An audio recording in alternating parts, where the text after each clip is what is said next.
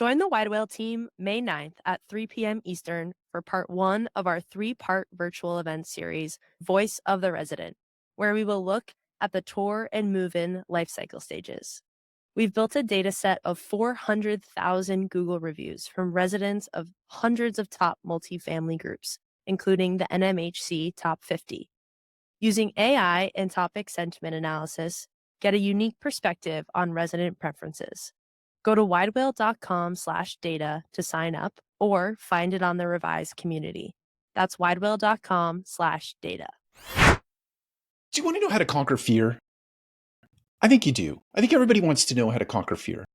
Before I get into that, I want to thank my friend Suzanne Hopson for this fantastic jacket that she just sent me, Here to Elevate. There are a number of people that are participants in the Here to Elevate company and organization, and I think each one of them received this fantastic cool jacket yesterday, along with a cooler, a little Yeti coffee cup, which is fantastic and tremendous. I was looking down to pick it up, but I don't have it in here with me. So anyway, long story short, if you have not checked out Here to Elevate, you should go do that right now. How do you conquer fear? First thing you have to do is identify and acknowledge your fears. You have to put aside this little thing called ego. You have to understand that everybody has fear. It doesn't matter who you are. Everybody has fear. Everybody has some innate fear in them. And it doesn't matter what arena they're in, whether they've been a person in the business profession forever, there is something in that arena or that ecosystem that they are fearful of. The difference between that person and you potentially is that they know that they have this fear, they acknowledge that they have this fear, and they walk into that fear anyway, despite the fact that they have it. They feel the fear and they do it anyway. This episode is brought to you by Wide Whale, the reputation partner for BH, Avenue 5, Trilogy, and more. Join Wide Whale on May 9th at 3 p.m. Eastern for event number 1 in our 3-part virtual event series, Voice of the Resident.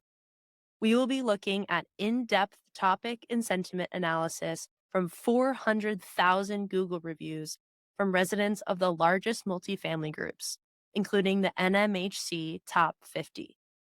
Throughout the series, we will report on resident preferences and trends found in reviews by lifecycle stage, retention, residency, and for our first event, tour and move-in. You'll leave with insights to optimize your operations, creating better resident experiences and driving better reviews. Put your dollars to work in the right places. Hear it directly from the source, the words of 400,000 residents. Go to widewhale.com/data to sign up or find it on the revised community in virtual events. Attend live or watch on demand. That's widewhale.com/data. The second thing is build yourself a support network. So when you have these feelings of fear, you pick up the phone and you call someone and you say, hey, here's what I'm facing. Here is the fear that I am feeling. Here's how I'm labeling it as the trigger or the thing or what it might be or the story I'm telling myself. You have to acknowledge it first and foremost, pick up the phone, talk to somebody in your support system, let them know how you're feeling, and let them help you talk through that. The third thing is that you have to regularly self-reflect. There's this exercise that I do that I think is so powerful. And I'm not sure where I picked it up. It's not my novel thought.